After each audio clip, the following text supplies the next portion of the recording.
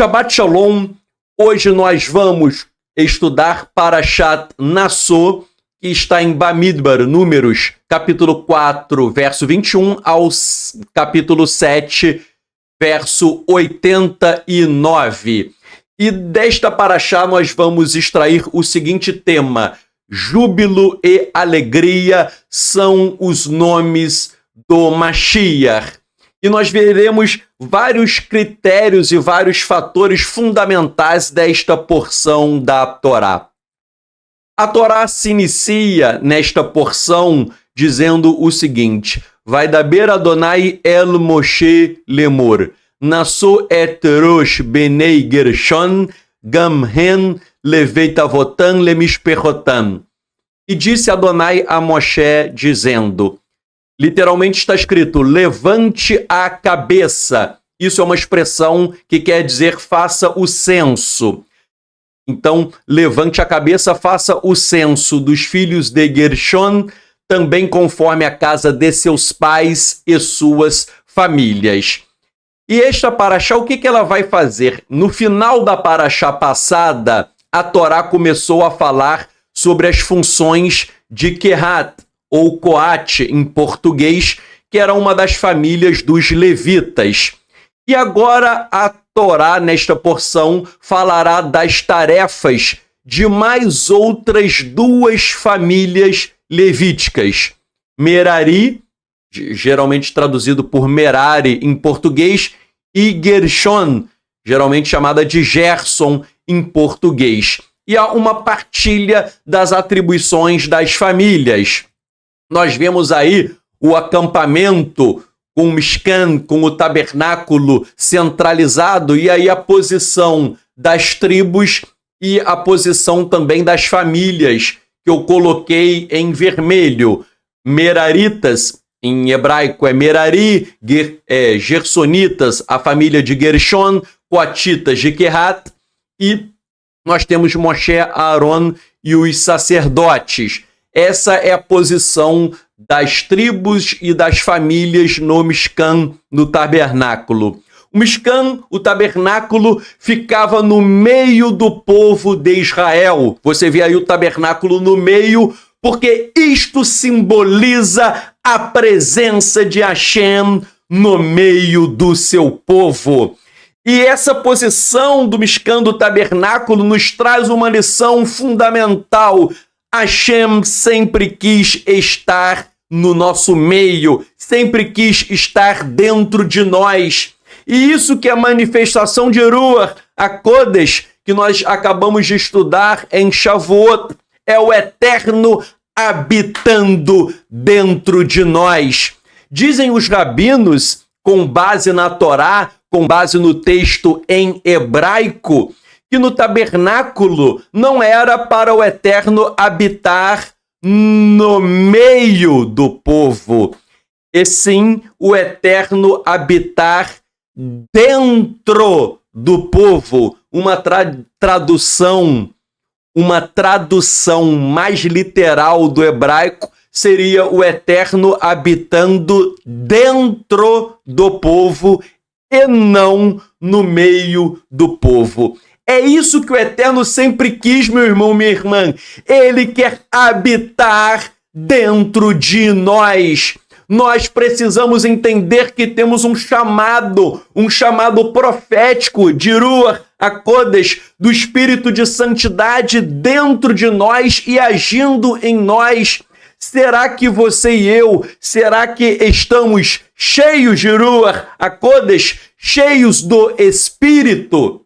E isso é uma lição fundamental, porque um dos grandes problemas do judaísmo messiânico e nazareno é que as pessoas estão ficando na letra, mas a letra mata e é o Espírito que vivifica. Nós fomos chamados para manifestarmos dons de Ruach HaKodesh. Nós fomos chamados para subir o Monte Sinai. E lá temos experiências sobrenaturais. Um judaísmo apenas racional, um judaísmo apenas na letra, é um judaísmo morto, é um judaísmo frio. E nós precisamos realmente ser cheios do Espírito.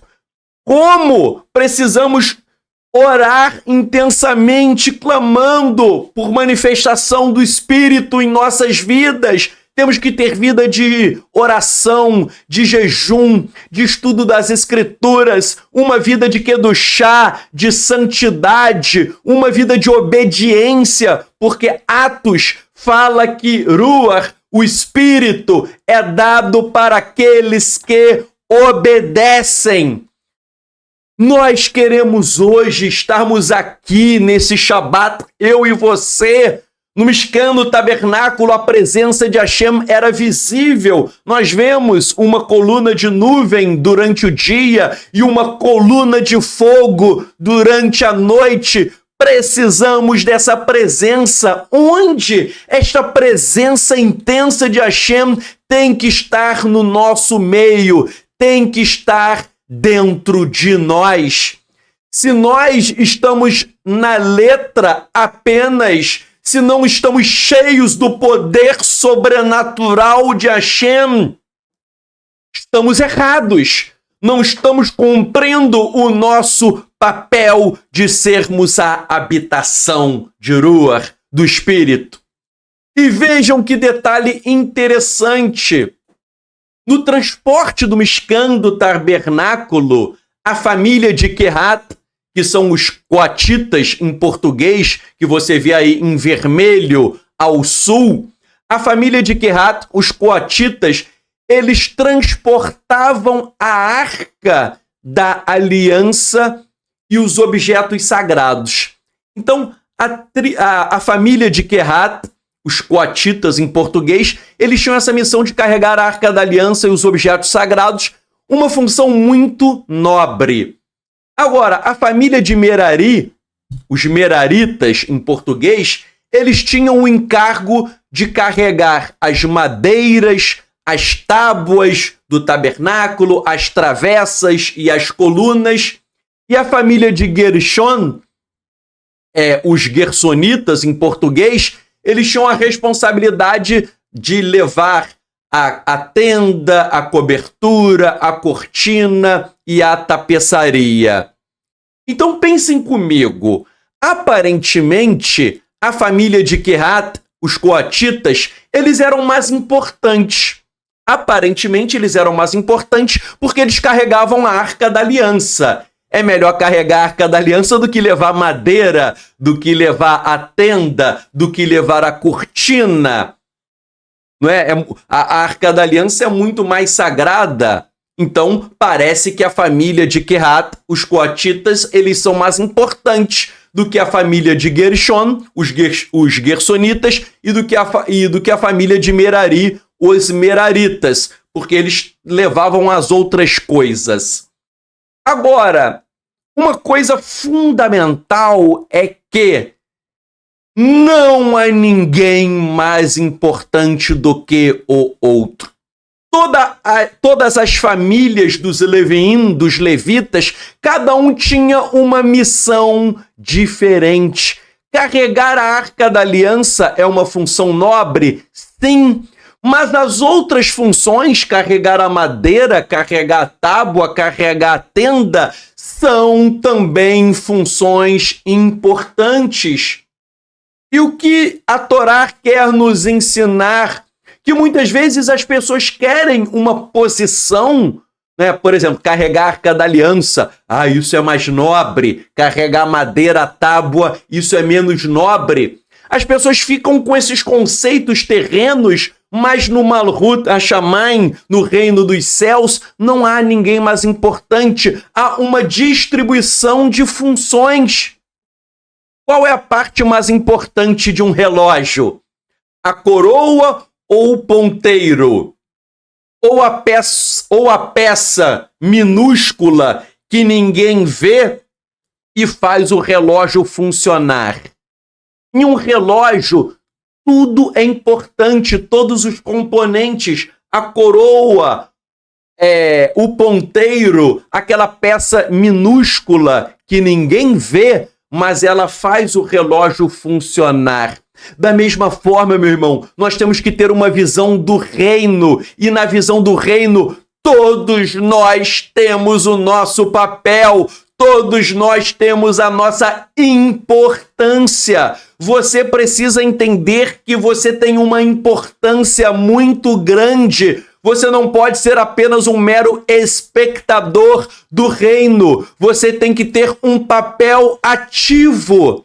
Muitas vezes as pessoas pensam apenas no líder, ou naquela pessoa que canta, ou na pessoa que tem um dom específico, mas você pode parecer pequenininho, você pode parecer pequenino, você pode parecer que não tem nada, mas você tem uma função nobre a ser realizada. Por isso que eu digo que o nosso ministério não somos nós, eu apenas, nós somos uma mesma família que devemos agir em conjunto, tal como as famílias dos levitas, tinham funções diversas. Sobre esse tema, o Rabino Shaul ensinou em 1 Coríntios 12, porque assim como o corpo é um e há nele muitos membros, e todos os membros do corpo, embora muitos, são um só corpo, assim também é o Mashiach, pois também todos nós fomos imersos em uma só Ruach. Vejam, verso 13, todos nós fomos imersos em um só Espírito.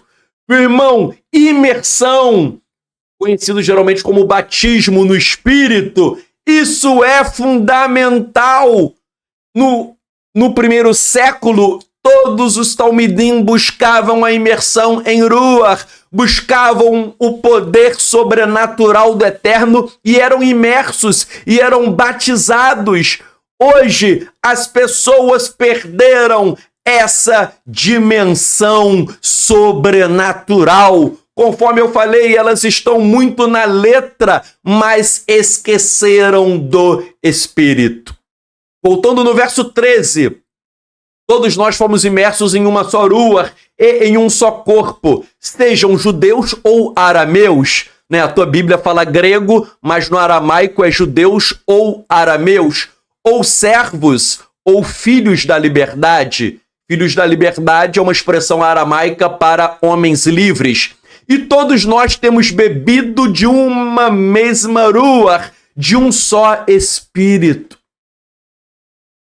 Porque também o corpo não é um membro, mas muitos.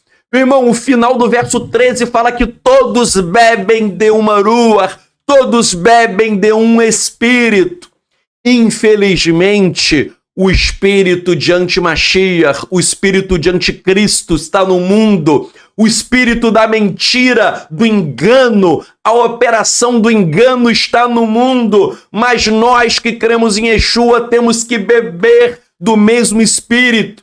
Às vezes eu fico impressionado que pessoas que eu nem tenho contato, quer dizer, eu conheço, tenho contato, mas nós não compartilhamos o estudo. E às vezes eu estou falando uma coisa no Shabat e uma mesma pessoa está falando algo idêntico em outro lugar. Às vezes eu estou ministrando algo e uma pessoa recebeu uma mesma revelação em um outro lugar do Brasil. Às vezes as pessoas falam, pô, Sadoc, você falou isso, que eu recebi uma revelação igual nesta semana. Por quê? Porque nós estamos bebendo do mesmo Espírito. Verso 14. Também o corpo não é um membro, mas muitos. Pois se o pé disser, porque não sou mão, não sou parte do corpo, não será por isto parte do corpo? E se a orelha disser, porque não sou olho, não sou parte do corpo, não será por isso parte do corpo? Pois se todo o corpo fosse olhos, onde estaria o ouvido? E se tudo fosse ouvido, onde estaria o olfato? Mas agora Elohim colocou cada um dos membros no corpo como quis. Ora, se todos fossem um só membro, onde estaria o corpo? Todavia agora há muitos membros, mas um é o corpo. O olho não é capaz de dizer à mão: você não é necessário para mim. Também não é a cabeça capaz de dizer aos pés: vocês não são necessários para mim. Porém, aqueles membros considerados fracos são mais necessários. Nós temos que entender isso. Todos nós somos importantes. O verso 22 fala que aqueles considerados mais fracos, eles são mais necessários. Você tem um papel profético a cumprir nesta geração.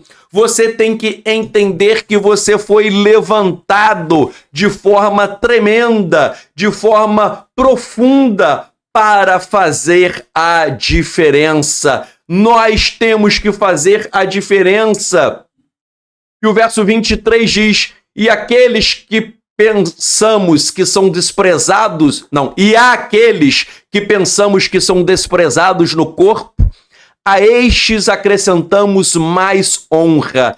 E há aqueles que são mais vergonhosos, nós o vestimos mais.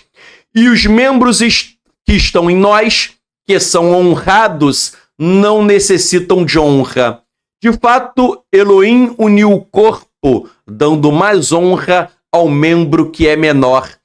Que não haja divisão no corpo, mas que todos os membros cuidem igualmente um do outro. Meu irmão, nós precisamos estar unidos. Uma grande praga que assola os discípulos de Yeshua é a divisão. É o espírito de facção, e isso não provém do eterno. Temos que estar unidos, um cuidando do outro. Verso 26, de modo que quando um membro está ferido, todos sofrem, e se um membro for louvado, todos os membros serão louvados. Esse verso 26 é fundamental. Quando um sofre, todos sofrem. Quando um é louvado, todos são louvados. Infelizmente, há muita vaidade, porque há pessoas que querem louvor para si mesmas. Existem pessoas que querem a glória para si. Há pessoas que constroem o seu próprio reino. Isto está errado. Nós não fomos chamados para construir o nosso reino. Fomos chamados para construir o reino do eterno. Verso 27. Agora vocês são o corpo do Mashiach e membros em seu lugar. Porque Elohim colocou em sua congregação, primeiramente, Shelechim, emissários, depois deles, profetas, depois deles, mestres, depois deles, operadores de poderes, depois deles, dádivas de cura, e ajudantes, e líderes, e tipos de línguas. São todos Shelechim, emissários? São todos profetas? São todos mestres? São todos operadores de poderes? Será que todos têm as dádivas de cura? Será que todos falam em línguas? Ou todos interpretam? Vejam, Hashem distribuiu os dons espirituais. Ele deu missões e funções distintas. Agora, o que nós precisamos entender, e isso é muito importante, é que está escrito aí: o Eterno distribuiu dons espirituais, mas ele distribuiu dons. Infelizmente, o que acontece é que as pessoas se esqueceram de buscar os dons. As pessoas se esqueceram de algo fundamental, que é o sobrenatural do Eterno agindo em nossas vidas.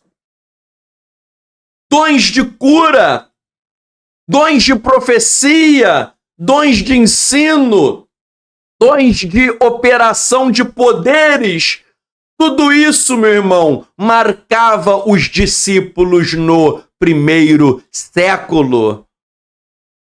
Mas vemos hoje muita frieza espiritual no meio daqueles que deveriam ser os profetas da nossa geração.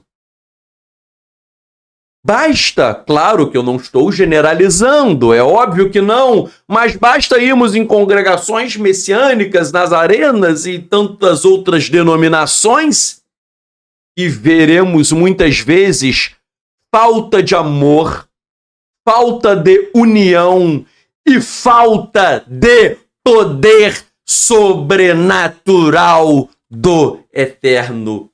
Que vocês e eu que absorvamos esta lição no dia de hoje, precisamos buscar o poder sobrenatural do Eterno.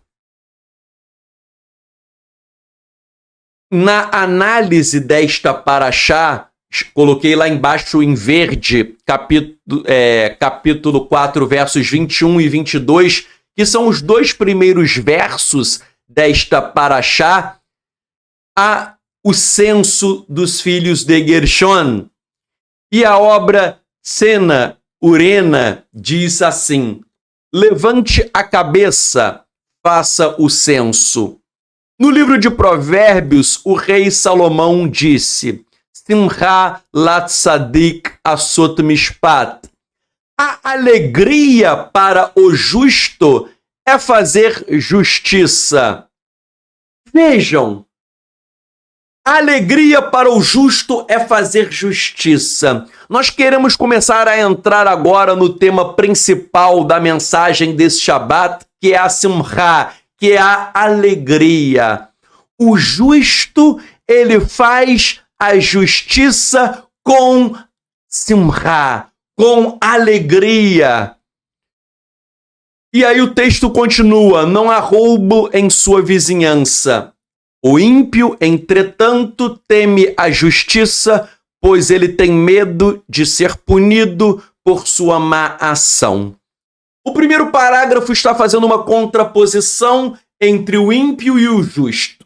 O ímpio, às vezes, ele faz até algo de bom, porque ele tem medo de ser punido pelo Eterno.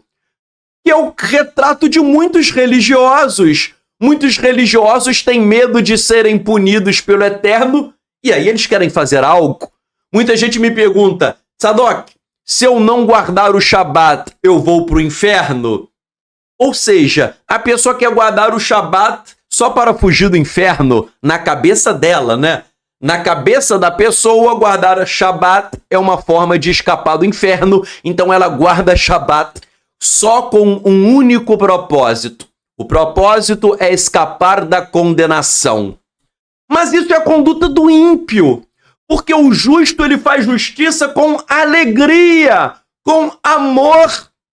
Meu irmão, nós temos que entender o seguinte: no mundo nós teremos aflição, mas nós, o verdadeiro tzadik, ele passa pelas aflições com simcha, com alegria. Esse primeiro parágrafo fundamental, entendemos isso, você tem que estar alegre. Ah, Tzadok, eu estou doente, eu tenho uma pessoa da família doente, com uma doença incurável, eu estou com problemas financeiros, eu estou com um problema familiar, eu estou com um problema com o marido, com filhos. Você pode, meu irmão, estar assolado por problemas, mas você tem que passar por seus problemas, você tem que passar por suas lutas com alegria. Não adianta ficar chorando, murmurando, lamentando. A lamentação é uma forma de ingratidão. E o Rabino Nachman de Breslov, ele fala que quem lamenta, quem murmura, quem é ingrato, é equiparado ao idólatra. Olhem que forte! Se você está lamentando, murmurando e triste, você é equiparado ao idólatra. Por que isso? Parece forte essa palavra, mas a palavra é forte. Por quê? Porque o idólatra, ele não busca a alegria no eterno. E o tzadik, o justo, ele tem uma fonte de alegria. Irmão, eu sei que isso é difícil, mas a nossa alegria não é uma alegria natural. A nossa alegria é uma alegria espiritual. Não é a alegria do mundo, mas é uma alegria que desce dos céus. E o Eterno está falando, meu irmão, é o Eterno falando para você hoje. Tem gente aqui que está aflita, há pessoas angustiadas, há pessoas tristes, há pessoas desesperadas, há pessoas que não estão mais sorrindo. O Eterno quer te dizer hoje, você tem que buscar uma alegria sobrenatural. Esse é o papel do tzadik, fazer justiça com alegria. Sorria, você está sendo filmado por Hashem. Hashem está olhando, ele quer o teu sorriso, ele quer o teu júbilo. Meu irmão, passar por problemas, isso é inevitável. Você passa e eu também. Passar por dor, por enfermidade, por dificuldades, todos nós passaremos. A questão é se você vai passar triste ou sorrindo, se você vai passar alegre ou se você vai passar deprimido. Continuando o texto de Tsena Urena, o segundo parágrafo diz: o rei Salomão está nos dizendo que as pessoas devem se regozijar com o coração pleno na oportunidade que tem para praticar um ato justo. Então Deus irá recompensá-lo tanto quanto foi a sua alegria na prática do ato. Como diz o verso, Ivdu et Adonai besimcha, sirvam a Hashem, a Adonai, com alegria. Terlim é Salmos. Isso está em Terlim, Salmos 100, verso 2. Por esta razão, aqueles que tinham vozes agradáveis cantavam no templo. No tabernáculo também, eles cantavam e tocavam instrumentos para trazer alegria ao povo. Meu irmão, temos que nos regozijar com o coração pleno. Temos que cantar, temos que dançar. O cântico, gente, é uma forma de alegria. Eu até brinquei com meus talmidim nessa semana. Eu canto muito mal. Eu sou todo desafinado. Mas eu canto. Minha esposa até fala, poxa, você canta mal pra caramba. Mas eu canto cheio de simcha, cheio de alegria. Como diz o ditado popular, quem canta, os seus males espanta. Temos que nos encher de alegria, temos que dançar.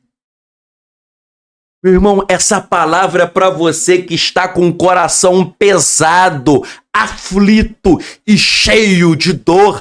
Hashem quer derramar alegria para você no dia de hoje. Vejam, quando nós lemos Yohanan, João 15, Yeshua disse: se guardarem as minhas mitzvot, os meus mandamentos, permanecerão no meu amor, assim como tenho guardado as mitzvot de meu Pai, e permaneço no seu amor. Verso 11.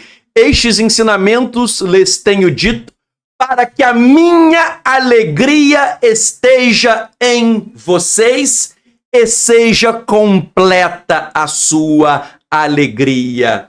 Yeshua veio para que a alegria dele estivesse em nós e fosse completa em nós.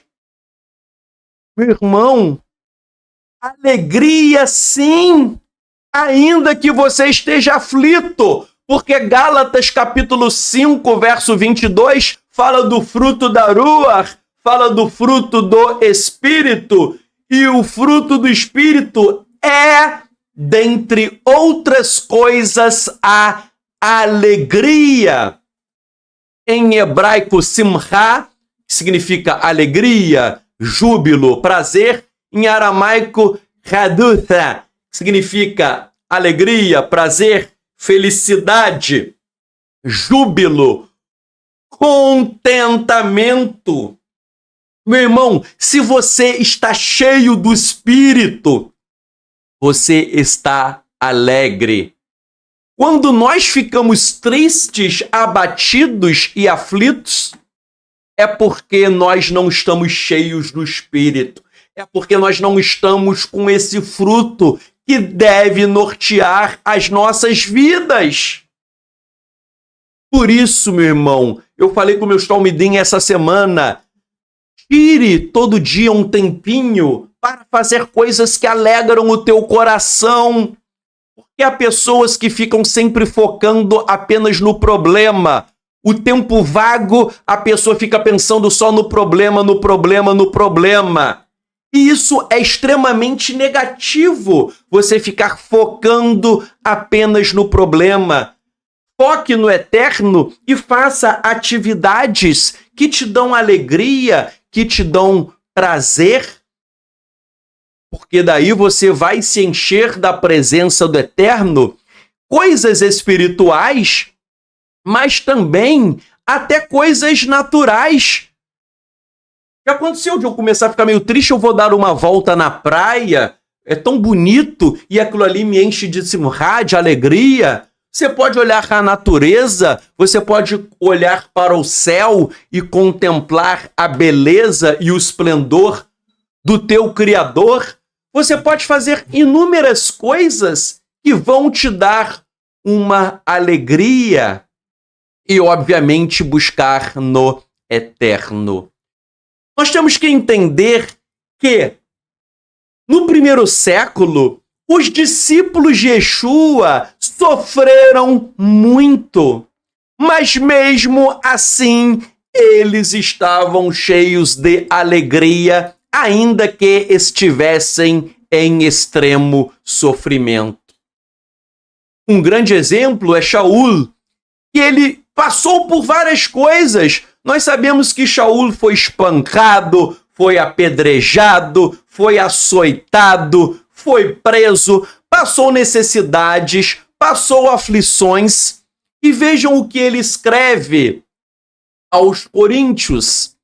Mas em tudo vamos demonstrar em nossas vidas que somos servos de Elohim com muita resistência nas aflições, nas necessidades, nas dificuldades, em açoites, nas prisões, em motins, em trabalho, em vigília, em jejum. Vejam, ele está falando que ele tinha aflições, necessidades, açoites, chicoteamentos, prisões.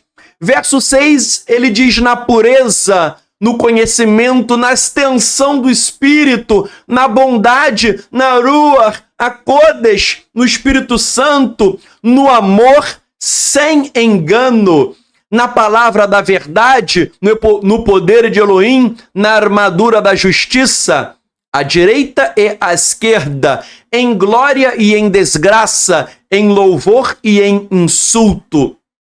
Como enganadores, porém verdadeiros, porque diziam que ele era enganador.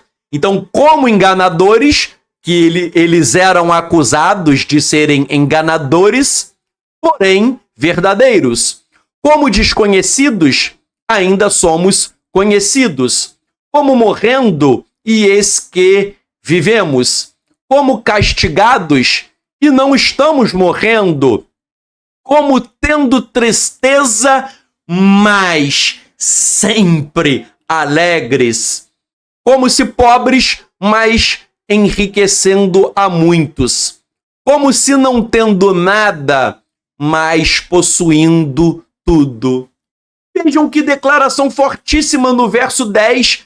Como tendo tristeza, mas sempre alegres. Shaul estava sempre alegre. Ele foi preso e estava alegre. Ele foi açoitado. Gente, açoite, chicotada, a pele cortada, e ele estava alegre. Passando necessidades, ele estava alegre, passando aflições, passando dificuldades, sempre com simchá, sempre com alegria.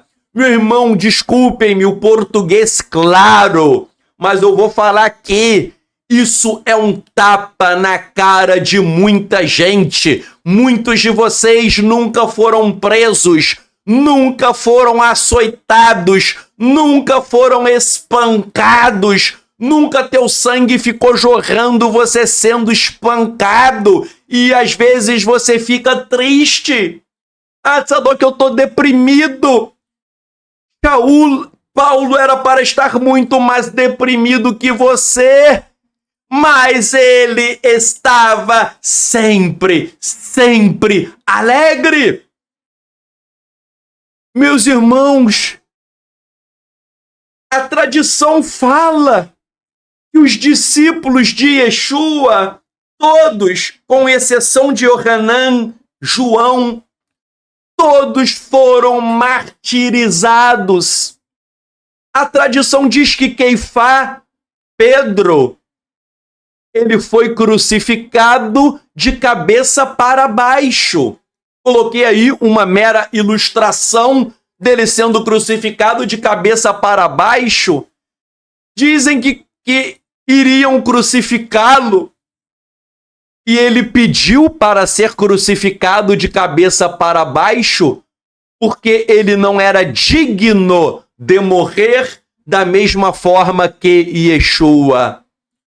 Queifá, o homem que negou Yeshua 3 vezes, depois ele está cheio de Ruach HaKodesh, cheio do Espírito Santo, e ele vai morrer com alegria. Você pode falar, Sadoc, isso era no 1º século, mas eu falei para o meu Talmidim essa semana, não, eu já vi vídeos de pouquíssimos anos, 1 ano, 2 anos atrás, 3, o Estado Islâmico indo decapitar cristãos que falam até aramaico, e eles estavam indo para a morte cantando e sorrindo. O Estado Islâmico ia decapitá-los e eles estavam tão alegres. Eu vi o vídeo, eu fiquei comovido. Falei, caramba, esses homens vão perder a cabeça. E eles estavam com um sorriso, parecendo que tinham ganhado na loteria. Meu irmão, pense comigo, homens que vão perder a cabeça agora, poucos anos atrás, cantando, sorrindo. Parece que eles ganharam na loteria. E eles estavam lá, cantando, alegres, cantarolando, porque seriam o quê? Martirizados. Queifá foi crucificado de cabeça para baixo. Hoje há pessoas que morrem por Yeshua, mas mantém simchá, mantém alegria. Só, meu irmão, para você saber, Mateus foi martirizado na Etiópia. Ele foi assassinado com uma alabarda, que é aquela arma, parece meio lança, meio machado. Morreu por volta do ano 60. Foi martirizado. Filipos, que é o Filipe, ele sofreu martírio em Heliópolis. Ele foi açoitado, lançado no cárcere e depois ele morreu crucificado. Matitiá, o Matias, aquele que substituiu Judas, né, entrou no lugar de Judas, ele morreu sofrendo apedrejamento em Jerusalém e depois ele foi decapitado. Marcos, que escreveu o Evangelho, ele foi despedaçado, linchado vivo pela população de Alexandria. Havia uma solenidade ao ídolo Serapis, uma solenidade idólatra. Ele não quis participar da idolatria e ele foi despedaçado, ele foi espancado. Lucas morreu por sacerdotes idólatras na Grécia. Foi assassinado e pendurado numa oliveira. Keifá Pedro, já falei, foi crucificado de cabeça para baixo. Shaul Paulo, ele morreu decapitado. Essa tela é o que eu estou falando. O único que morreu de morte natural, que é o último da lista, foi Yohanan, João. Você sabe que ele foi exilado na ilha de Patmos, onde ele teve a revelação do Apocalipse. E depois ele recebeu a liberdade e morreu de morte natural. A pergunta que eu faço é, será que esses homens pregavam o evangelho da prosperidade? O que está aí na telinha? O que isso tem a ver com a pregação das igrejas de hoje? O que isso tem a ver com a pregação do judaísmo messiânico e nazareno hoje? Nada. Nada. Homens que foram martirizados, que entregaram as suas próprias vidas para testemunhar Yeshua. Homens que não tinham vergonha de pregar Yeshua com ousadia. Hoje, há pessoas que fazem techuvá, que querem ser aceitas nas sinagogas ortodoxas, que elas omitem a crença em Yeshua, ou elas não querem falar de Yeshua para não desagradar os judeus. Eu conheço muita gente assim, não, Sadoc, eu não vou falar de Yeshua para não desagradar ninguém.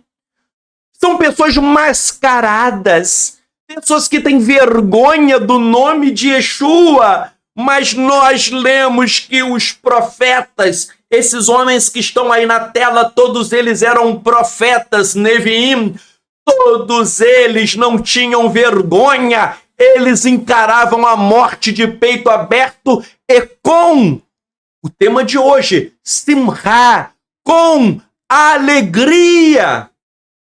Meu irmão, é triste, eu faço até um pedido para vocês hoje, que geralmente eu não faço. Dê um print nessa tela aí, dê um print nessa tela e depois compartilhe no Facebook. E se você quiser fazer uma reflexão, você pode fazer. Escrever algo de sua própria autoria. Se não, você dá um print e compartilha essa tela. Eu pergunto, o que a igreja, o que ela prega hoje, tem a ver com isso que está aí na tela? O que o judaísmo messiânico e nazareno prega que tem a ver com isso? As pessoas querem pregar, meu irmão, usar talit, usar kippá, querem pregar você comprar um sidur, querem pregar você aprender a recitar o Shema, querem pregar que você deve aprender hebraico, querem pregar que você deve se vestir de judeu.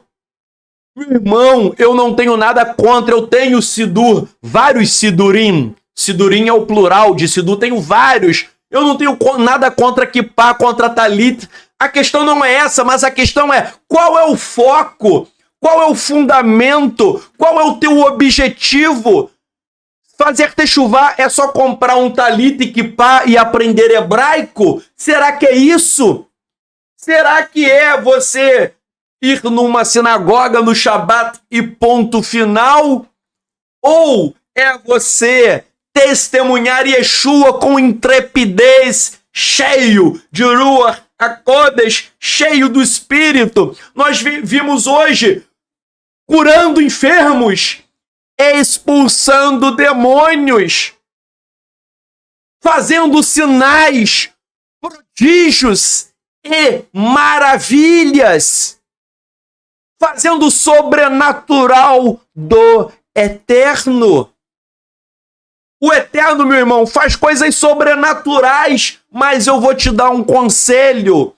Hashem só faz coisas sobrenaturais para aqueles que estão dispostos a pagar o preço? Será que você quer pagar o preço? O preço está aí na tela. Será que você está disposto a pagar o preço com jejum, com oração, com santidade, com obediência, com o estudo das Escrituras, com tzedakah, se desprendendo dos seus bens em prol do próximo, orando por enfermos? Será que você está disposto a ir em hospitais e orar por pessoas que você não conhece? Será que você está disposto a subir favelas e orar por traficantes? Será que você está disposto a ir na Cracolândia e orar por aqueles que estão escravizados pelas drogas?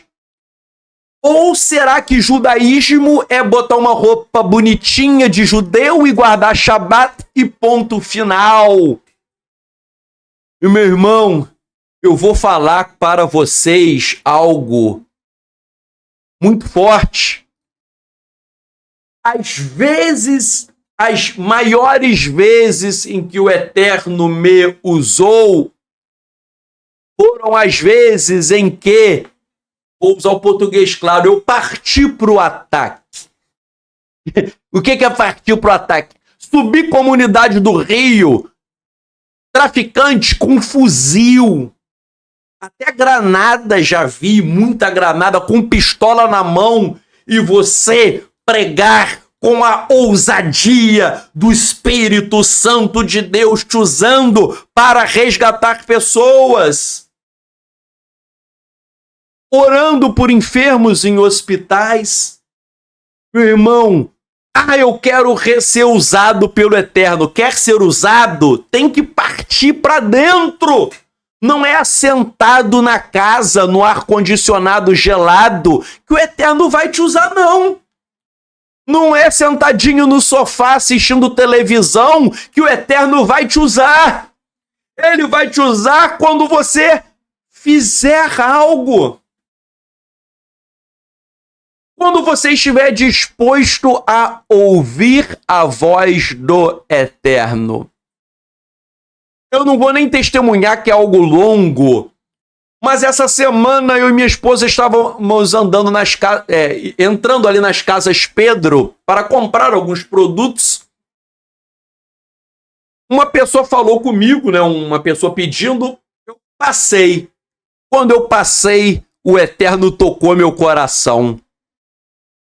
Fui lá falar com um jovem, orei por ele, liberei palavras de bênçãos, abençoei financeiramente, comprei produtos para ele começar a vender.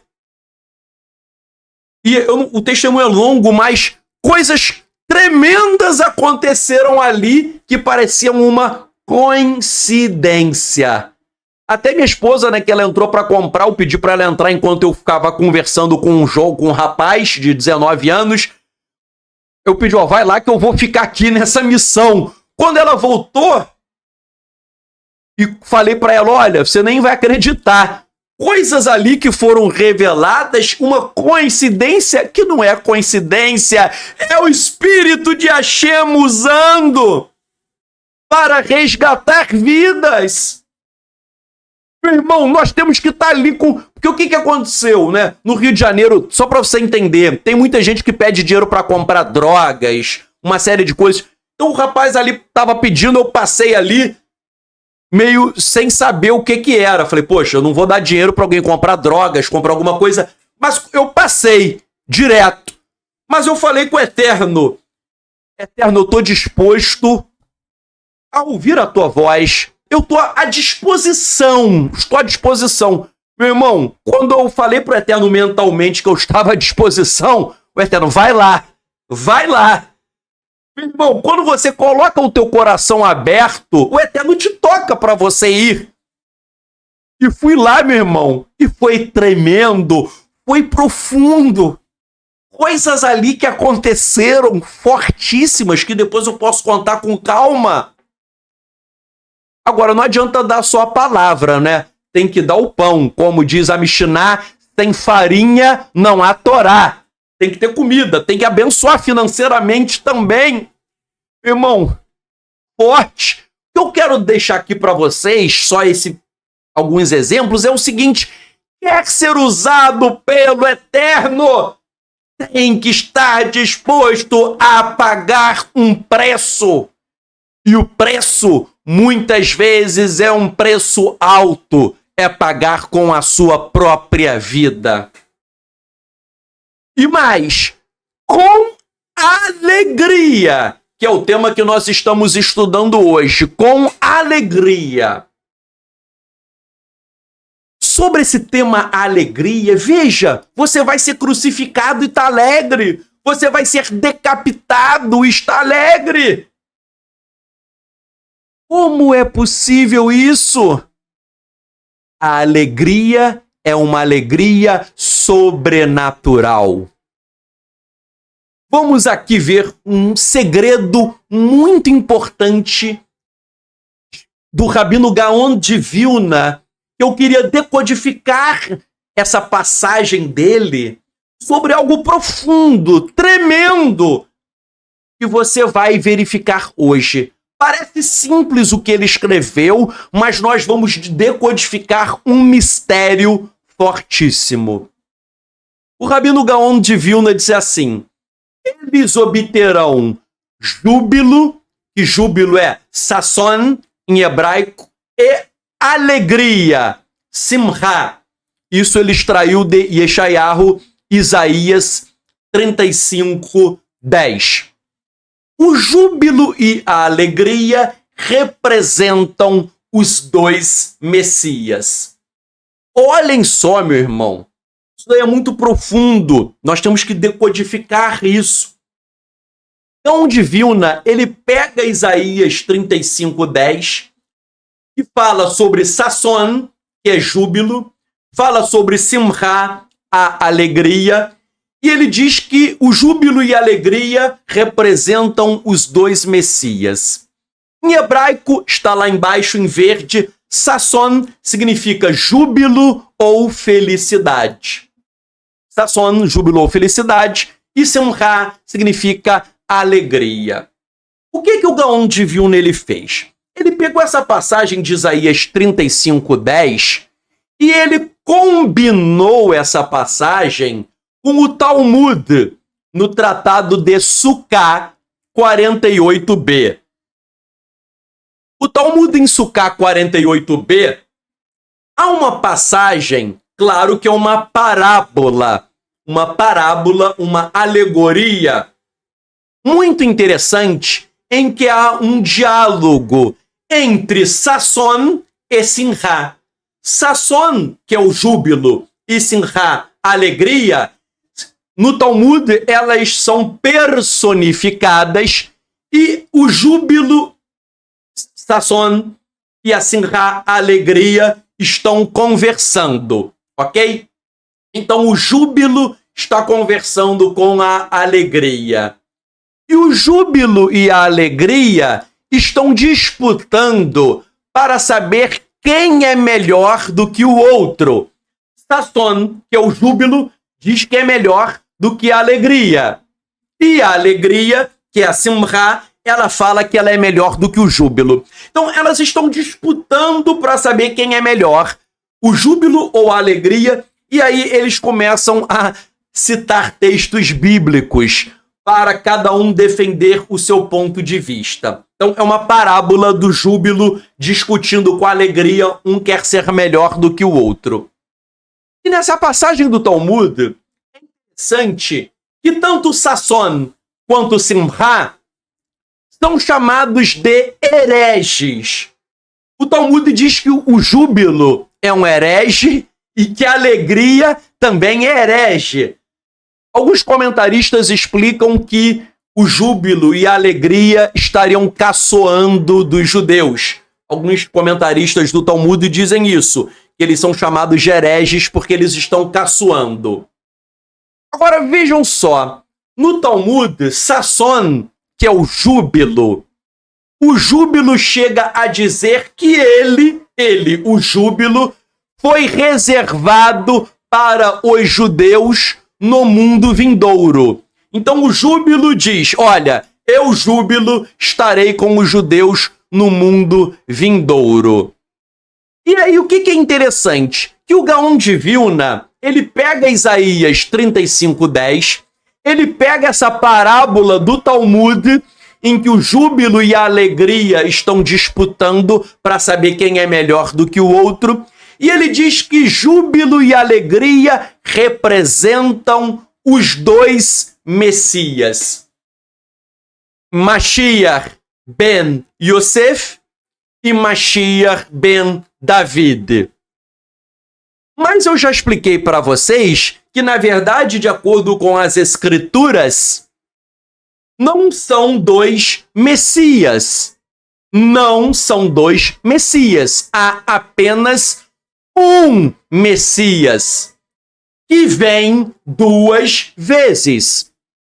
De fato, o Tanar, os primeiros escritos, a Bíblia hebraica, não fala em Shnei Meshirim, em dois Messias. Existe um Messias só, que ele tem a primeira vinda e ele tem a segunda vinda. E nós sabemos que esse Messias é Yeshua. Então vejam, o júbilo e a alegria, na verdade, representam as duas vindas do Mashiach. E eu, com base em Gaon de Vilna, o que eu escrevi, já que não são dois Messias, é um Messias só, com duas vindas, eu escrevi o seguinte: Simcha, Simcha é a alegria, e Sasson, o júbilo, a felicidade, representam as duas vindas do Mashiach. Yeshua disse: para que a minha alegria esteja em vocês e seja completa a sua alegria. Yohanan, João 15:11. Yeshua veio para trazer Simcha, alegria, e em sua segunda vinda trará Sasson, trará júbilo, trará felicidade.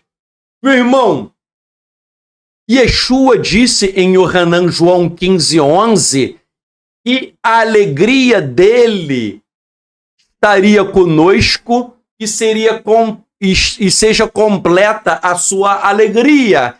Yeshua, em sua primeira vinda, ele trouxe alegria. Mas nós sabemos que a alegria de Yeshua é uma alegria que nós temos hoje, sim, porque nós estudamos que o fruto do Espírito é, entre outras coisas, a alegria, Gálatas 5:22. Yeshua nos deu alegria, sim, mas nós temos uma alegria em meio às aflições, em meio às dores, em meio às lutas, em meio às adversidades. Então a nossa alegria hoje é uma alegria que existe no meio da aflição, no meio da dor, no meio da adversidade. Ok? Mas na segunda vinda de Yeshua, ele trará Sasson.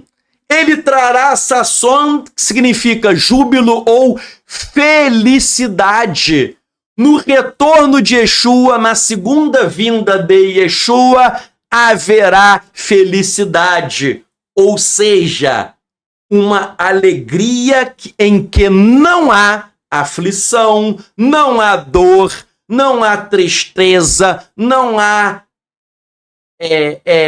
angústia, não há sentimentos negativos. Então percebam que Yeshua, ele veio para dar a alegria em sua primeira vinda. Uma alegria no meio das aflições. Mas na sua segunda vinda, ele trará Sasson, júbilo, felicidade. E é por isso, meus irmãos, que Tzvi Sadan, PhD da Universidade Hebraica de Jerusalém, ele diz que um dos nomes do Mashiach é Sasson, é felicidade. E outro nome dele é Simcha, que é alegria. Vejam, meu irmão, não sei se você está entendendo a profundidade. Tzvi Sadan, PhD da Universidade Hebraica de Jerusalém, ele fala que Simcha, a alegria, é um dos nomes do Mashiach. Um dos nomes do Mashiach é alegria, Simcha. E o outro nome do Mashiach é Sasson, é júbilo, é felicidade. Meu irmão, nós temos que incorporar esse ensinamento. Nós temos que ter Simcha com Yeshua. Nós temos que ter essa alegria, ansiando pelo retorno dele, quando haverá uma felicidade plena, haverá uma plenitude de felicidade com o retorno de Yeshua, porque, repito, Simcha é um dos nomes de Yeshua, Sasson também é um dos nomes do Mashiach. Isso quem diz é Tzvi Sadan, PhD da Universidade Hebraica de Jerusalém. Então, tudo que está em verde aí embaixo, Simcha e Sasson, tudo isso são nomes do Mashiach. Por isso, meu irmão, qual é o conteúdo espiritual deste ensino? O conteúdo espiritual é que é uma mitzvah, é um mandamento ser alegre, ser feliz com Yeshua. Nós temos que buscar uma felicidade com Yeshua. Mande para longe a tristeza, a angústia, a dor. Já falei e repito, meu irmão, todos nós temos momentos difíceis em nossa vida. A questão é como você vai passar pela prova, como você vai passar pela dificuldade, como você atravessará o deserto durante os 40 anos, ou você atravessa o deserto murmurando, reclamando, lamentando, triste, aflito, deprimido, ou você atravessa o deserto com Simcha, porque Simcha, alegria, é um dos nomes do Mashiach, e ele prometeu alegria, mas ele voltará para trazer algo muito mais forte, que é Sasson, que é a felicidade plena. Agora, quer continuar vendo um outro mistério aí de Gaon de Vilna? Quer ver um outro mistério nessa passagem dele? Vejam, ele está falando aí que a alegria e o júbilo representam os dois Messias, mas eu falei que ele está tirando isso do Tratado de Sukkah 48b. Ele pegou o Talmud e deu essa interpretação, ok? Ele pegou o Talmud e deu essa interpretação. Agora vejam, na passagem do Talmud, o Talmud diz que a alegria e o júbilo são hereges. Olha que forte. O Talmud diz que a alegria e o júbilo são hereges, são minim. E vejam só que curioso, o judaísmo chama Yeshua de quê? De herege. Os judeus que rejeitam Yeshua chamam Yeshua de herege. Então vejam, Yeshua, ele é a alegria, a Simcha. Yeshua é Sasson, o júbilo. E o Talmud diz que a alegria e o júbilo são hereges. Qual é o segredo disso? Yeshua foi rejeitado pela maioria do povo de Israel. Quando Israel rejeitou Yeshua, se Yeshua é a alegria, Israel rejeitou a alegria. Quando Israel rejeitou Yeshua, se Yeshua ele é o júbilo, se ele é Sasson, Israel rejeitou Yeshua, Israel rejeitou o júbilo, a felicidade. E é por isso que o Talmud diz que a alegria e a felicidade estão reservadas para Israel apenas no mundo vindouro. O Talmud fala, né, que a alegria e a felicidade, o júbilo, estão reservadas a Israel no mundo vindouro. Por quê? Porque Israel não reconhece Yeshua.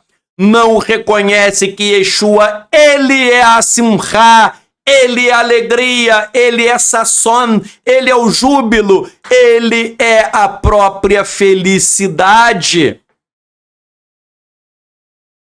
Não adianta, meu irmão, buscar felicidade em outras fontes. Não adianta buscar a alegria em outras fontes. A alegria só está em Yeshua, a felicidade verdadeira só em Yeshua. Quer ver um mistério aí de Sasson, o júbilo? Toda Havdalah, nós cantamos o que está no Sidur? Ushavtem maim besasson, mimanei ha-Yeshua. Isso que nós cantamos na Havdalah, que está no Sidur, é um texto de Isaías, que diz: extraireis com alegria as águas das fontes de salvação. Extraireis com, o melhor é júbilo, tá? Extraireis com júbilo as águas das fontes de salvação. Vejam, aí está, nós vamos extrair águas com júbilo. Júbilo em hebraico é Sasson. E quem é Sasson? É Yeshua. Nós extrairemos as águas com Sasson, que é a água com Yeshua. E aí fala, olha só no hebraico, Mimanei ha-Yeshua, as fontes da salvação. Salvação em hebraico é Yeshua. Yeshua. Olha que lindo! Yeshua é Yeshua! Yeshua é a salvação! Então, na cerimônia da Havdalah, nós estamos cantando, pedindo a salvação, que é a salvação de Yeshua. Estamos falando que vamos extrair águas com júbilo, e nós sabemos que o júbilo é Yeshua. E vejam só que coisa interessante, quando o Talmud está discutindo essa passagem em Sukká, extrair águas das fontes da salvação, o Talmud está falando sobre a cerimônia da libação das águas em Sukkot. Está falando sobre a cerimônia da libação das águas em Sukkot. E foi em Sukkot, quando Yeshua disse: se alguém crer em mim, rios de águas vivas fluirão do meu interior. Olhem que forte! Muita gente não sabe, quando Yeshua falou assim, se crerem em mim, rios de águas vivas fluirão do seu interior, Yeshua disse isso em Sukkot, durante a libação do templo com as águas. Muita gente não percebe, quando Yeshua falou isso, havia muita água no templo. Era tanta água que o Talmud fala que parecia até rio de tanta água. E Yeshua pega e diz ali, olha, se vocês crerem em mim, rios de águas vivas. Porque naquela hora estavam rolando muita água ali no templo. E o Talmud diz que essas águas rolando, essas águas que estavam ali rolando, isso está conectado a esse verso que eu citei. Extraireis com júbilo águas das fontes de salvação. Que é o próprio Yeshua. Ele é a fonte de água. Ele é a própria fonte de salvação.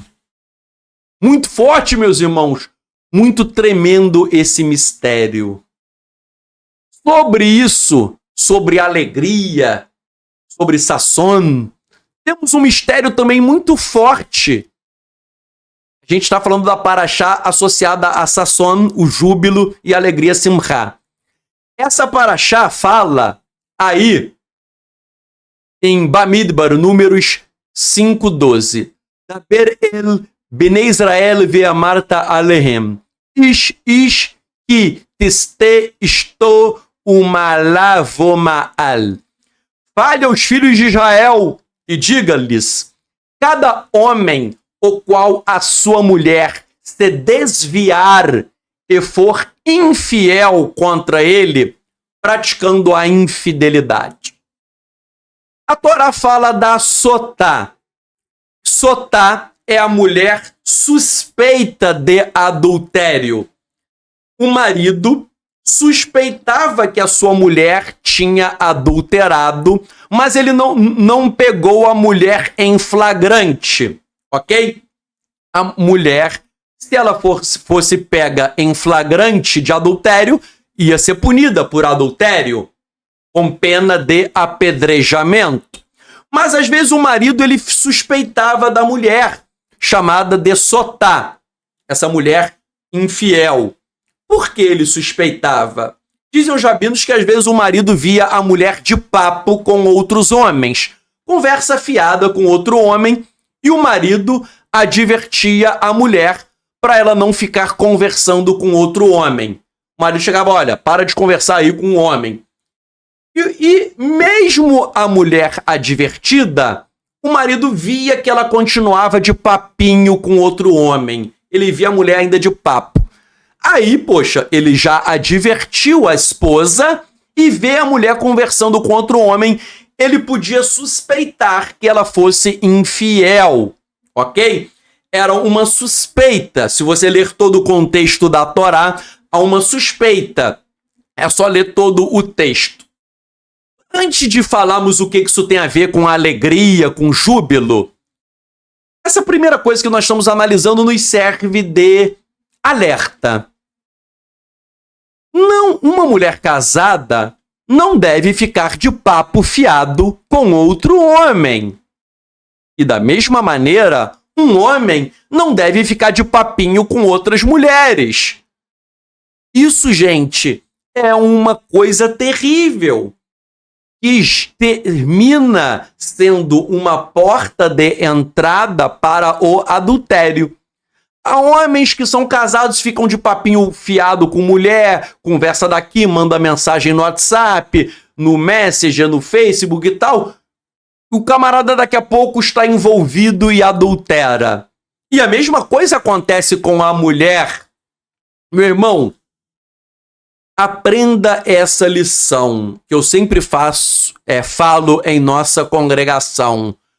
Homem tem que ficar de papo, de conversa com homem, ok? E mulher com mulher. Não é para homem ficar conversando com mulher e nem mulher com homem. Tanto é que às vezes até quando uma mulher me manda alguma coisa, uma mensagem, até uma coisa de estudo, uma coisa séria, quer conversar alguma coisa, até pedir um aconselhamento, o que eu faço? Se eu tô com o celular no WhatsApp, eu chamo minha esposa.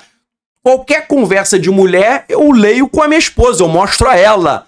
Não tem um negócio de eu ler ali oculto, porque eu respeito e eu honro a minha esposa, que eu amo muito. Então, né, qualquer coisa eu chego e mostro a ela. Né? Até uma coisa séria, uma mulher quer pedir oração, né? Uma mulher, eu quero pedir oração. É algo nobre. mas eu não vou ler. Eu chego mesmo, olha, tá pedindo oração aqui, vamos orar juntos. Porque eu não vou ficar de papo com mulher e minha mulher também não vai ficar de papo com homem. Mas o que diz a Torá? Qual era o problema que acontecia? A mulher ficava de papo com outro homem, ela foi alertada, o marido não pegou a mulher em adultério, mas ele desconfiava. Já que não existiam provas do adultério, o que o marido fazia? Pegava a mulher e levava para o Cohen, para o sacerdote no templo. Quando ele levava a mulher para o sacerdote, a mulher podia confessar. Ela podia espontaneamente confessar que pecou. Se ela não confessasse e o marido continuasse suspeitando, é uma suspeita, ok? Não tem prova. O que acontecia? O sacerdote dava para ela água amarga para ela beber. Era uma água amarga que ela tinha que beber. E aí acontecia duas coisas. Ela bebeu água amarga, aconteciam duas coisas. Se ela fosse culpada, a mulher culpada mesmo de adultério, ela adulterou de forma miraculosa, um milagre, o ventre da mulher inchava, a sua coxa caía, ou seja, apodrecia, e a mulher até morria. Ela até morria. Ok? Por quê? Ela adulterou e a pena é de morte. Então ela ia apodrecendo até morrer, isso de forma sobrenatural. Se ela fosse realmente culpada. Se ela fosse inocente, suponhamos, o marido é ciumento, mas a mulher, né, ela é inocente. Se ela fosse inocente, aí não, a maldição da água amarga não caía sobre ela, ela não tinha ela não apodrecia nem nada, e já que ela era inocente, não acontecia nada, e isso era uma prova da sua inocência, porque não houve nenhum efeito negativo. E já que ela era inocente e tomou a água amarga, mesmo sendo inocente, ela seria abençoada pelo Eterno. Diz a Torá que ela seria abençoada. E explicam os rabinos como que ela seria abençoada.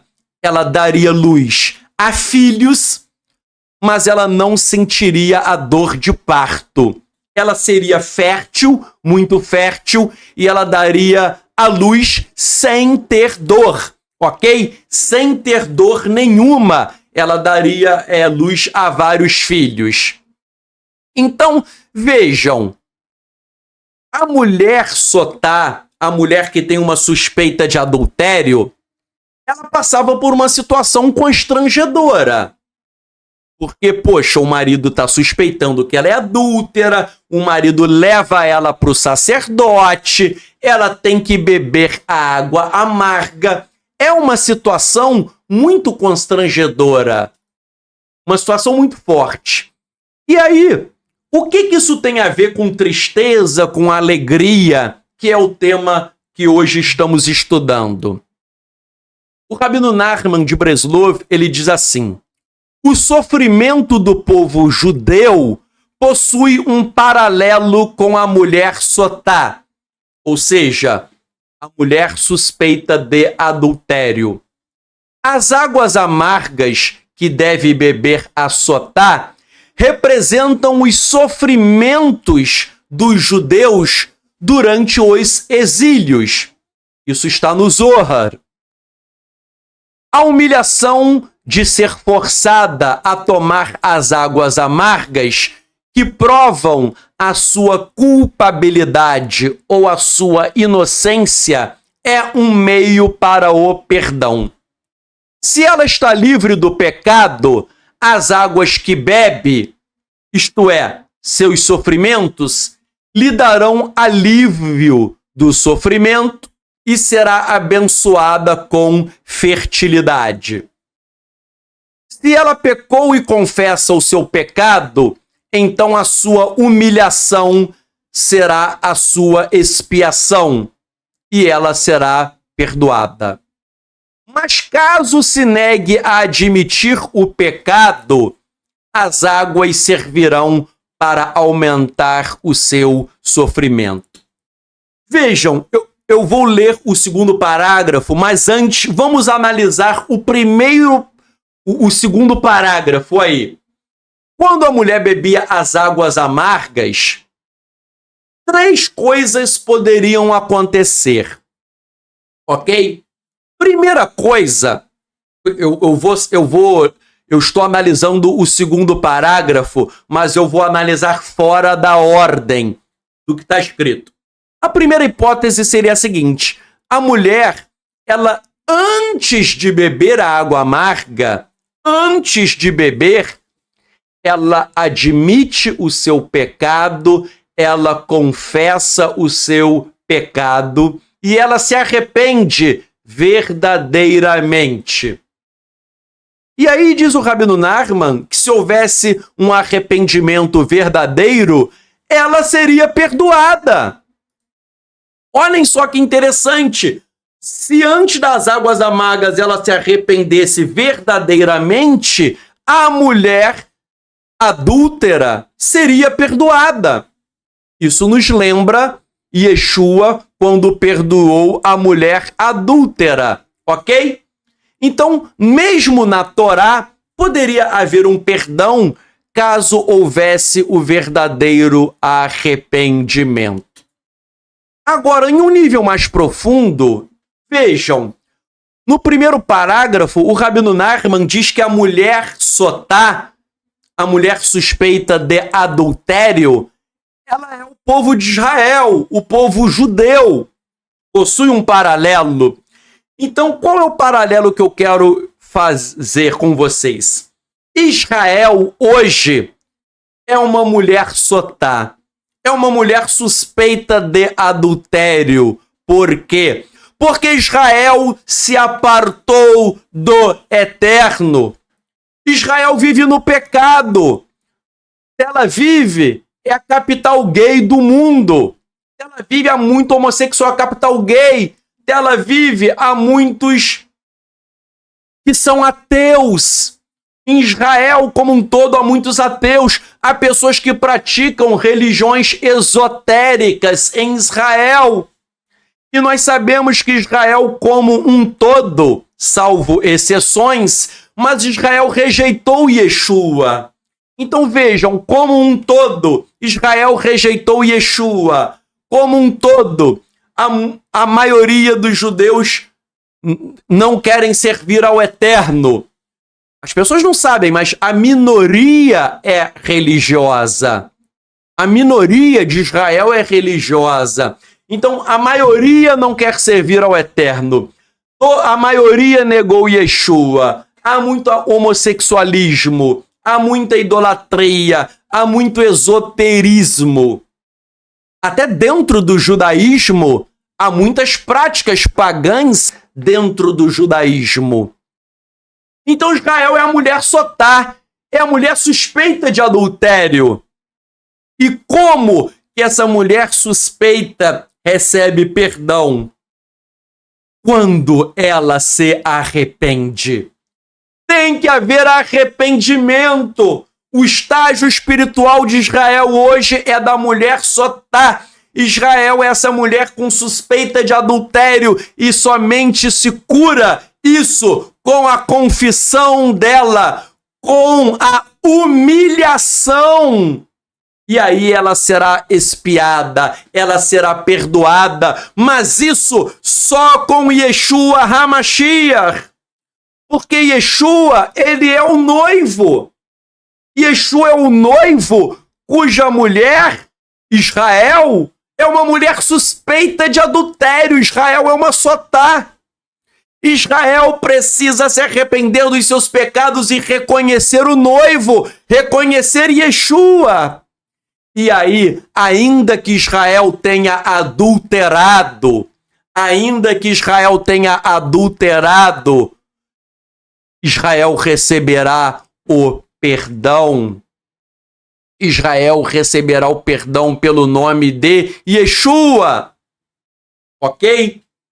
Essa é a primeira hipótese da mulher Sotá que se arrepende, e a mulher Sotá representa Israel. Israel precisa se arrepender, se humilhar, reconhecer Yeshua, e aí ela terá a expiação por Yeshua. A segunda hipótese é a mulher que bebe a água amarga, mas ela é inocente. E se ela é inocente, o que acontecerá? Nada, porque ela é inocente. E aí ela será o quê? Abençoada pelo Eterno. Quem é essa mulher Sotá que é inocente? É o povo de Israel que reconhece Yeshua. O povo de Israel que reconhece Yeshua é a mulher inocente, é a mulher que não está contaminada. Pode haver até uma suspeita, mas é inocente. E aí, mesmo bebendo águas amargas, ela será abençoada. As águas amargas representam os sofrimentos. Ok? Águas amargas é o sofrimento. Então, o judeu que crê em Yeshua, ele pode sofrer aqui na terra, ele pode ter aflições, ele pode ter lutas, ele pode ter adversidades, ele pode estar na prova, mas ele é inocente. Isso vale para você, meu irmão, minha irmã. Você pode estar assolado por problemas, por lutas, por dificuldades, por aflições, mas se você é inocente, você beberá as águas amargas da aflição na tua vida, mas você será inocentado e a consequência é: você será abençoado pelo Eterno. Você será abençoado pelo Eterno. A terceira hipótese é: a mulher é suspeita de adultério, ela adulterou de verdade, ela adulterou, ela não se arrependeu e ela bebe as águas amargas. E nós vimos aí que ela vai apodrecer até morrer. Quem é essa mulher que não se arrependeu e que vai apodrecer? É o povo de Israel que rejeita Yeshua. É o povo de Israel que está negando Yeshua, está adulterando contra o noivo. E aí não receberá bênçãos. Agora vejam só, o último parágrafo que está aí na tela, eu vou ler e vou discordar. Eu vou ler e vou discordar do último parágrafo, você vai ver por quê. Rabino Nachman diz assim: o mesmo se aplica à nação judia. Apesar do seu sofrimento ao longo de todos os exílios, as águas amargas que tem bebido servem para que os judeus sejam férteis e cresçam fisicamente, financeiramente e espiritualmente. Vejam, eu discordo desse último parágrafo porque Israel está na apostasia. Israel, meu irmão, está na apostasia. É só ir em Tel Aviv, a capital gay do mundo. Isso é apostasia. No judaísmo ortodoxo há muitas práticas pagãs, há até mesmo muitos rabinos fazem invocação aos mortos e rezam aos mortos. Isso é super comum. Aquele desastre que houve em Israel, em Lag BaOmer, né? Nesse ano, em Lag BaOmer, que muitas pessoas morreram, que tudo desabou, ali muitos estão orando para os mortos, estão invocando os mortos. Esse desastre que houve aqui, agora muita gente não sabe, ali no Monte Meron eu já fui, né, passei ali não para orar para os mortos, ok? Não para orar pelos mortos, mas eu já passei ali para ver, quando eu estava indo para Tzefat. Vejam, as pessoas oram para os mortos. Isso é Avodazará, isso é idolatria. Fazer oração aos mortos. Judeus ortodoxos que dizem que cumprem Torá orando para os mortos e pelos mortos. Isso, meu irmão, orar para os mortos, isso, gente, é feitiçaria. Isso é avodazará, isso é idolatria. Isto não agrada o Eterno. E, infelizmente, muitos judeus têm esse hábito, judeus religiosos, de orar aos mortos. Meu irmão, só se cura o pecado da mulher Sotá com o verdadeiro arrependimento, e Israel precisa, de fato, se arrepender. Em 2 Coríntios, capítulo 7, o Rabino Shaul diz assim: porque a tristeza por causa de Elohim, tristeza aí por causa de Elohim é uma tristeza enviada por Deus. Por causa, no aramaico aí é no sentido de que Deus enviou a tristeza. Tal como a mulher Sotá tinha que beber a água amarga. Ou seja, isso vem de Deus porque vem da Torá, porque está na Torá. Então vejam, só para você entender, a Sotá, a mulher suspeita de adultério, ela tinha que beber a água amarga, algo que vem de Deus. Em 2 Coríntios, verso 7, desculpem, 2 Coríntios, capítulo 7, verso 10, Paulo diz: porque a tristeza por causa de Elohim, ou seja, a tristeza que vem de Elohim, produz techuvá na alma, que não se reverte e retorna para a vida. Mas a tristeza do mundo produz a morte. Meu irmão, eu vou acabar o shiur com esse texto. Olhem só, às vezes o Eterno manda tristeza em nossas vidas. Para quê? Para produzir techuvá, para produzir o arrependimento.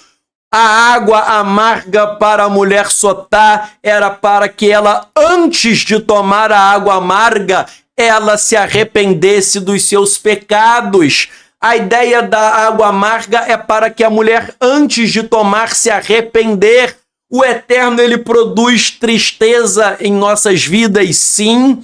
Ele manda adversidades, sim. Manda lutas, manda tribulações, manda desafios, não para nos derrubar, não para nos maltratar, não porque ele não nos ama, não porque ele tem raiva de nós. Isso é um gesto de amor, porque ele quer produzir a techuvá, ele quer produzir o verdadeiro arrependimento em nossas vidas.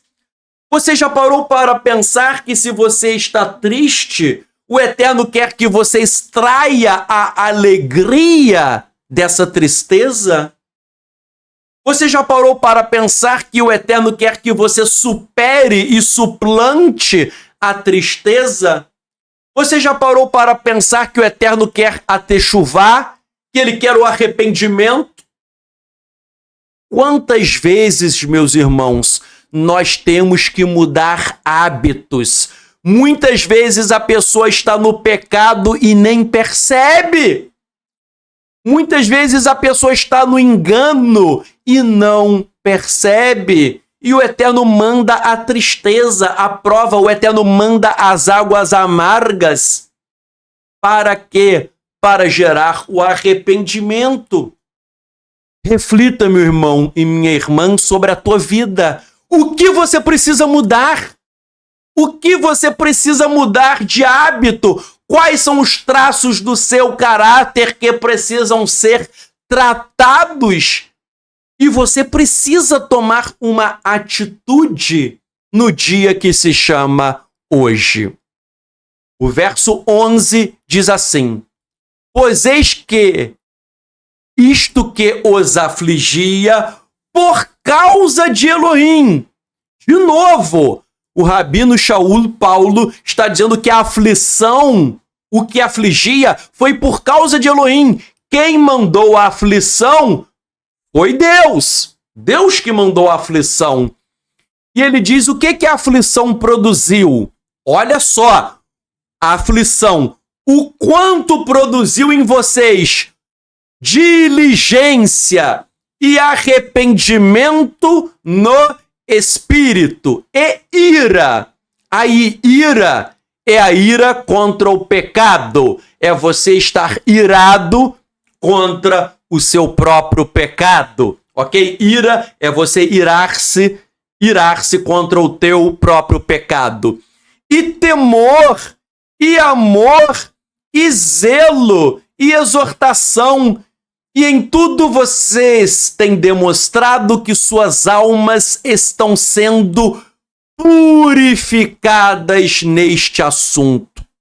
Meu irmão, o Eterno quer nos purificar, ele quer nos refinar para o ourives, para fazer uma bela peça de ouro. Ele tem que colocar o ouro no fogo para tirar as impurezas. O oleiro, para fazer um lindo objeto de barro, ele tem que purificar e tirar as impurezas do barro. O Eterno, ele quer ser o oleiro e você o vaso nas mãos dele. Ele tem que te purificar, ele tem que te refinar. E as aflições na tua vida vêm para produzir o quê? Verso 11, diligência, arrependimento no teu espírito, ira contra o pecado, e temor, e amor, e zelo, e exortação. Nós, meus irmãos, temos que ter isso. Temos que ter amor, temos que ter zelo, temos que ter temor, temos que aceitar a exortação do Eterno e a exortação dos homens. Há pessoas que não querem ouvir a exortação. Tem gente que fala, Tzadok, eu gosto muito da tua mensagem, eu gosto muito da tua mensagem. A pessoa ama a nossa mensagem. Quando nós trazemos a exortação, a pessoa agora não quer mais. É impressionante, a pessoa quer. Quando chega a exortação, a mensagem agora não presta. Meu irmão, nós precisamos ser purificados pelo Eterno. E quando somos purificados, a nossa tristeza se transformará em simcha, em alegria.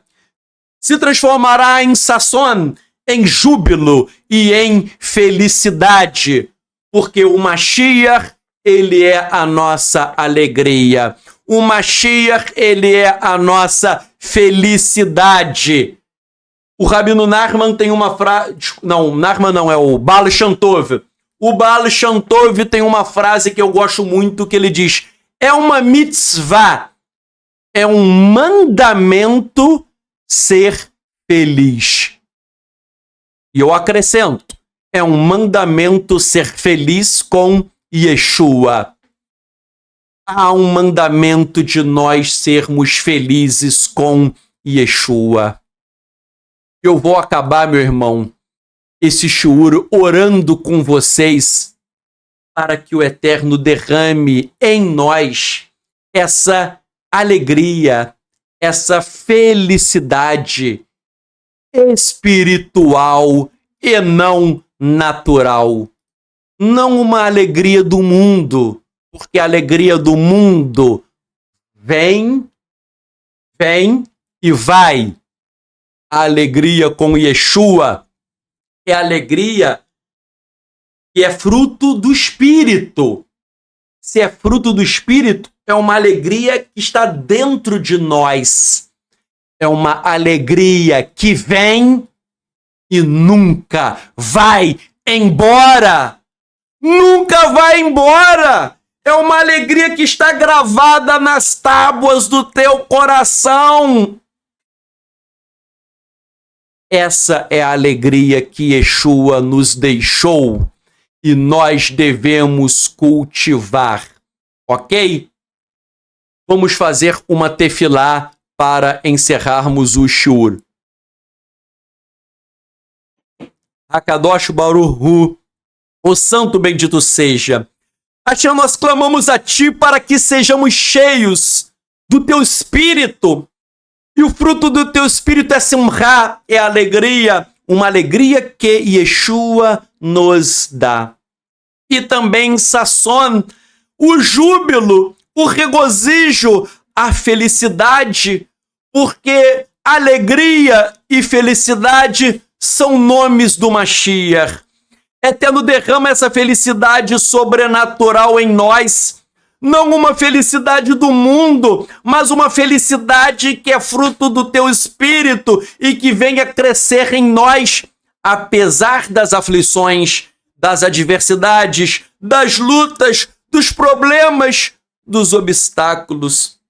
Eterno, que nós sejamos cheios de felicidade e de alegria e que sejamos purificados e refinados por ti, tal como ourives. Para fazer uma bela joia, ele tem que purificar e refinar o ouro. E sejamos refinados e purificados por ti. Eterno, que haja arrependimento. Nós lemos que a Sotá, a mulher acusada do adultério, ela podia se arrepender. Eterno, que nós venhamos a nos arrepender antes de bebermos as águas amargas. Antes da água amarga, que haja arrependimento, que haja mudança de vida, que nós venhamos mudar aquilo que precisa ser mudado, que nós não venhamos nos contentar com a nossa mediocridade, que não venhamos nos contentar com o nosso estágio espiritual atual, que não venhamos nos contentar com a nossa zona de conforto, mas que venhamos nos transformar dia a dia pelo teu Espírito, porque temos que crescer espiritualmente, e só há crescimento com arrependimento, só há crescimento com mudança de vida, só há crescimento com mudança de caráter, e isso é feito dia a dia em nossas vidas. Eterno, derrama, Pai, o teu sobrenatural e toca pessoas pelo teu Espírito. Sopra, Ruach HaKodesh, o teu espírito de santidade, trazendo transformação, trazendo mudança, trazendo novidade de vida, trazendo fruto do teu espírito, trazendo avivamento espiritual pela Torá e por Yeshua, e que nós sejamos usados por ti de forma espiritual e verdadeira. Nós oramos e te agradecemos, Bishem Yeshua HaMashiach, em nome de Yeshua Messias. Amém, amém.